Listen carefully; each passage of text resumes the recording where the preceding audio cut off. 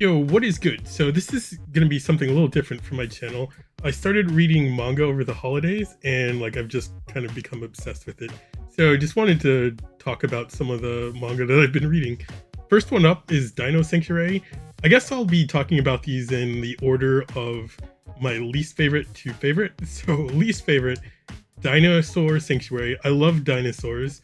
I saw this, I thought it would be cool. So it's basically like a zoo for dinosaurs, and you're following like a bunch of zookeepers and stuff. Here's the kind of synopsis if you want to take a look at it. What I found about this one is none of the characters really have any redeeming qualities. I don't like any of them, if I'm being honest, and the story is really slow. Probably was it halfway through this book, and then I just kind of stopped reading it just because I was like, why am I reading this still? I might come back to it. I think there's a few volumes in this series so far. Maybe at some point in the future I'll come back to it. But yeah, this was kind of a big letdown, I think.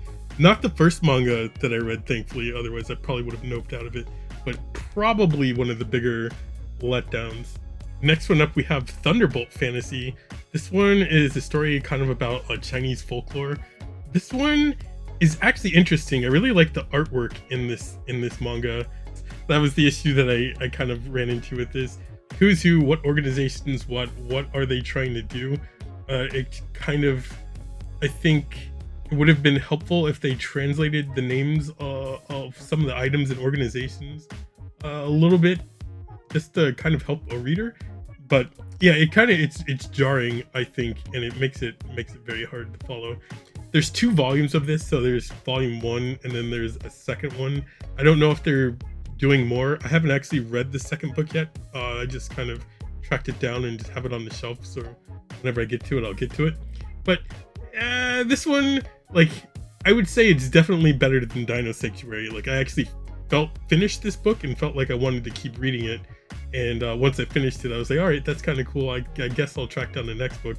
But I didn't feel compelled to jump right into the next book. All right, this is one I remember seeing years ago on the shelves at a local thrift store, and I always was intrigued by the cover of it. It would just sit on the shelf with the cover facing out, and I would look at it and I was like, oh, maybe I'll just buy that one day and take a look at it. And then I would always say that every time I went into this store, and then I would never buy it.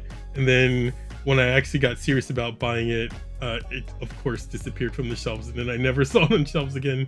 And then at a local thrift store years later, this past holiday season, I came across it and I just grabbed it. There's actually 2 volumes of this, so I grabbed both of them, and then I started reading this one. So I finished this book as well. This is kind of similar to Thunderbolt Fantasy. This one I think was just way easier to follow things. It's definitely a smoother read. The artwork in this is phenomenal though. Oh my god, the artwork is amazing. And like I said, there's the second volume. I have the second volume. This is similar to Thunderbolt Fantasy. I have not started the second volume.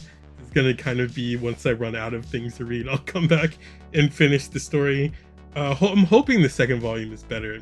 I'm hoping it's a little more, let's say, optimistic. All right, we have this one. Young ladies don't play fighting games. I love fighting games. So I've actually been looking for manga about fighting games, or not fighting games specifically, but video games and stuff. But this one I saw was about fighting games, and I picked it up on a whim, and I actually really liked it. So it's about this girl. She's in an all-girls academy. She took herself there to find a better life and get away from her degenerate ways. Stop playing fighting games so much. And she runs into another person who likes playing fighting games, and so they battle it out. So I love this one because it is steeped in fighting game lore, and it's pretty cool. If you ever wanted to get into fighting games, or if you're into fighting games and you want to get into manga, I feel like this is a gateway going both ways. There's 5 volumes of this one. I have all 5. I'm reading the second book now, and I read this first book in one sitting actually. I really like this one. All right, we have Sakamoto Days.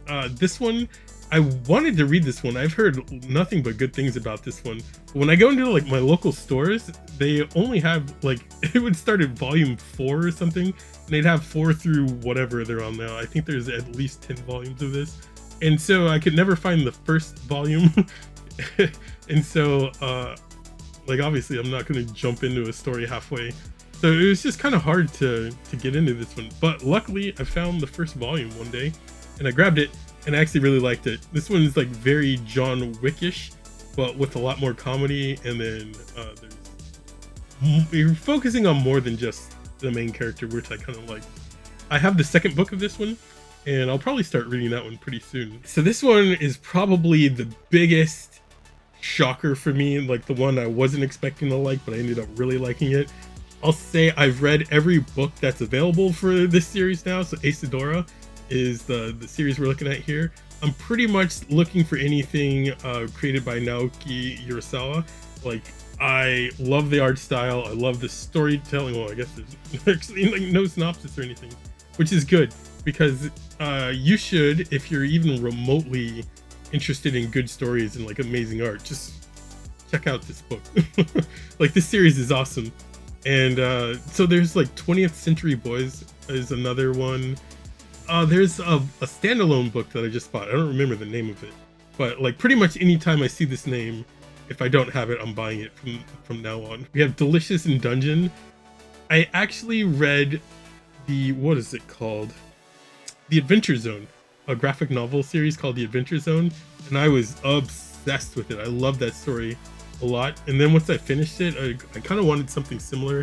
So I was asking the internet for recommendations, and people were saying Delicious in Dungeon is kind of similar.